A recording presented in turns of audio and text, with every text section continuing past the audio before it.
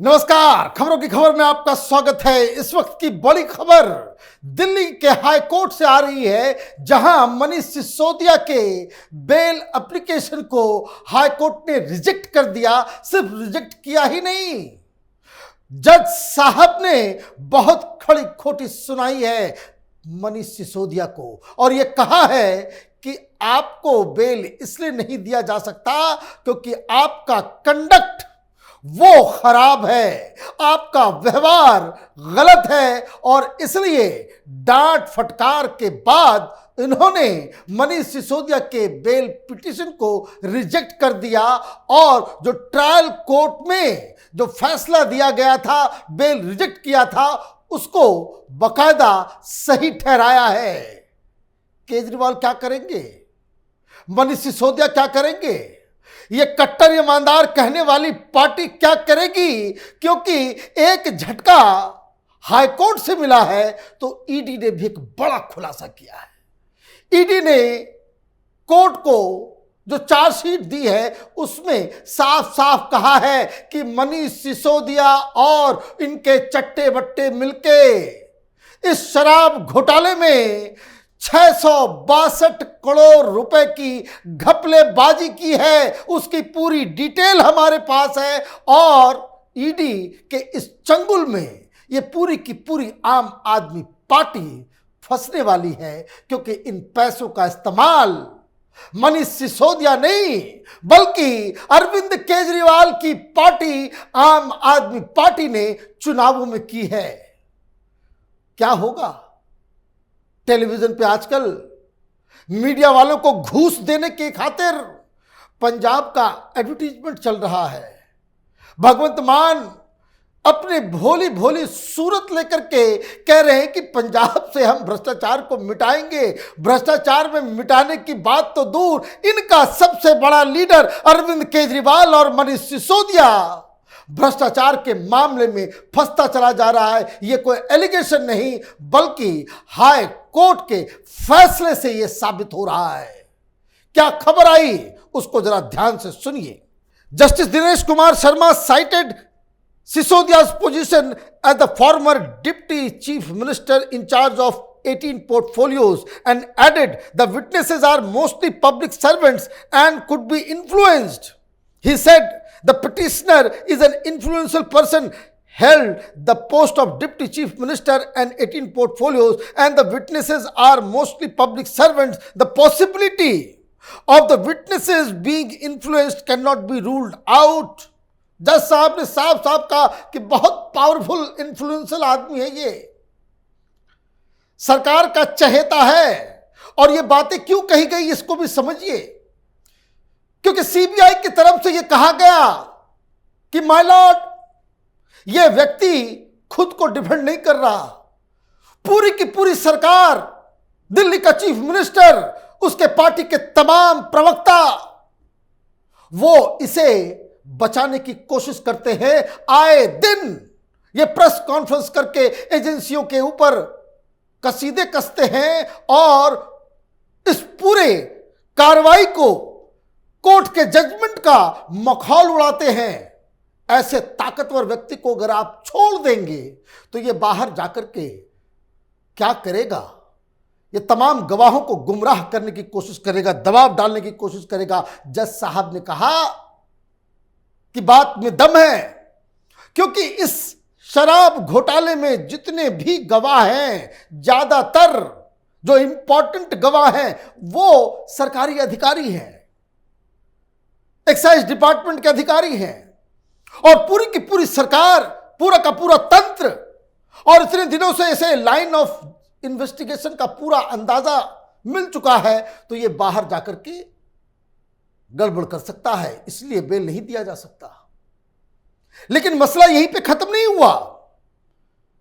जज साहब एक दो कदम आगे चले गए, डांट भी लगाई, फटकार भी लगाया। क्या कहा जज साहब ने?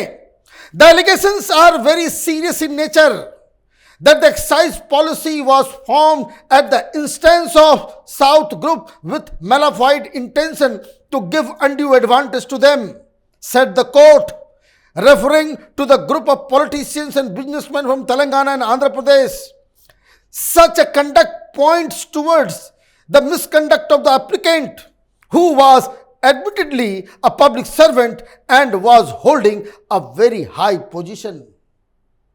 जज साहब प्राइमा फेसी ये मान रहे हैं कि घोटाला हुआ, और इसके लिए मनीष सिसोदिया इसलिए जिम्मेदार है क्योंकि जज साहब साफ साफ कह रहे हैं कि ये पॉलिसी ही बनाई गई थी।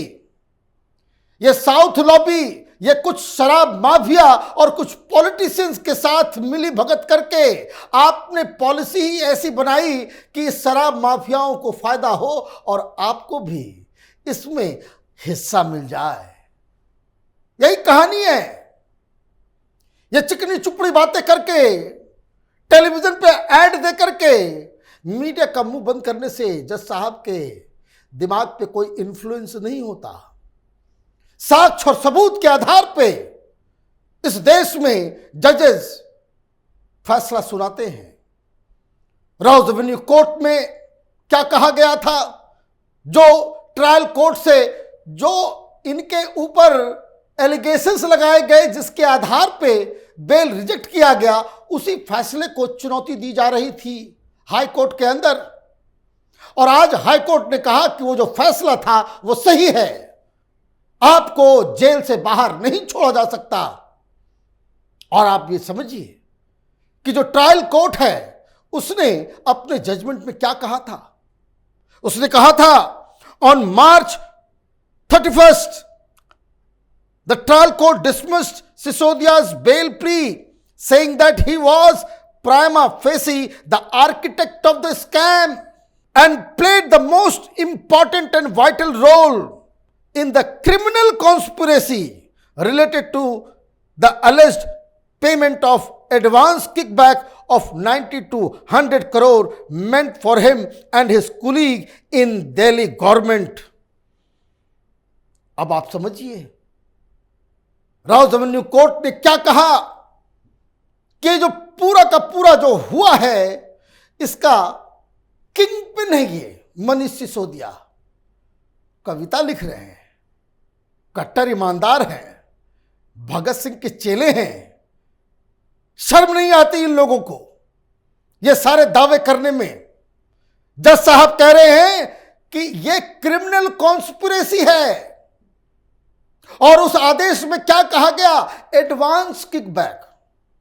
इस देश ने बड़े बड़े नटवर लालों को देखा है, ऐसा कोई नहीं जो एडवांस में ही घूस लेता हो, बाकी नेता काम कराने के बाद लेते हैं। ये नटवर लाल, ये the gang of pathological lawyers, ये लोग एडवांस में पेमेंट कर रहे थे। तो अब कहां है भाई केजरीवाल? आज फिर सर्टिफिकेट जारी करो। मोदी ने कर दिया, सरकार चलाने नहीं दिया जाता, ऑर्डिनेंस लेकर के आ गए। ये भाषणबाजी कब होगा? शर्म नहीं आती हाई कोर्ट के इन बयानों के ऊपर? जज साहब बीजेपी के हैं, कह दो, क्योंकि ये इतने बेशर्म हैं, ये भी कह देंगे कि court, high court, supreme court, ये सब जो है वो बिके हुए हैं जी। ये इस तरह के घटिया राजनीति पे उतारू हैं। अब एक ही दरवाजा बचा हुआ है, सुप्रीम कोर्ट का। बीच में ये लोग गए थे बिल लगाने के लिए सुप्रीम कोर्ट कि मेरी बीवी बीमार है। ये नहीं कि मुझे गलत फंसाया जा रहा है, सीबीआई गलत बोल रही है माय लॉर्ड, नहीं, पत्नी बीमार है। एप्लीकेशन दिया, वापस लेकर के भाग गए डर से कि कहीं खेल उल्टा ना हो जाए। अब एक ही दरवाजा बाकी है सुप्रीम कोर्ट का। लेकिन जिस तरह से ट्रायल कोर्ट, जिस तरीके से हाई कोर्ट का फैसला आया है, मनीष सिसोदिया तो लंबे टंगे। अच्छा किया है क्या हाई कोर्ट के जज ने यह कहा है कि भाई टेबल कुर्सी दे दो, वही कुछ करता रहेगा। कहा कि भाई मुझे कुछ लिखना है, कुछ पढ़ना है। ये काम पहले किए होते तो आज ये घोटाला नहीं करना पड़ता। तो ये तो अभी एक कहानी इधर खत्म हुई, दूसरी कहानी शुरू हो गई। ईडी अलग चार्जशीट, फोर्थ चार्जशीट जो है इन्होंने डाला। और ईडी ने क्या कहा, यह खबर सुनिए। केंद्रीय जांच ब्यूरो के बाद प्रवर्तन निदेशालय ने दिल्ली शराब घोटाले मामले में बड़ा खुलासा किया है। ईडी ने एक दिन पहले नई चार्जशीट में दावा किया है कि दिल्ली के पूर्व डिप्टी सीएम मनीष सिसोदिया ने अलग अलग चैनलों के जरिए 622.67 करोड़ रुपए हासिल किए।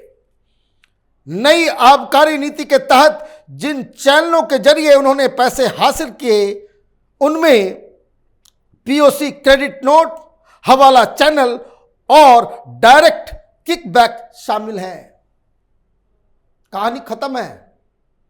चार्जशीट के अंदर पूरी डिटेलिंग दी हुई कि कौन पैसा कहां आया, कैसे आया, कहां हवाला में उसको लगाया गया, कैसे इसका इस्तेमाल हुआ, कौन लोग, क्या सारे लोग।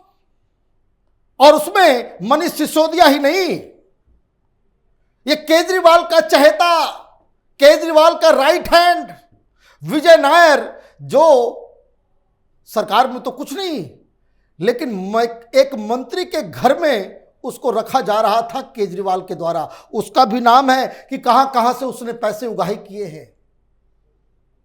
चार्जशीट की डिटेल बहुत जल्द सार्वजनिक भी होगी, तब आपको अंदाजा होगा कि ये खुद को कट्टर ईमानदार कहने वाले नेता कैसे ये कट्टर बेईमान हैं, ये घूसखोर हैं, भ्रष्टाचारी हैं, ये घोटालेबाज हैं।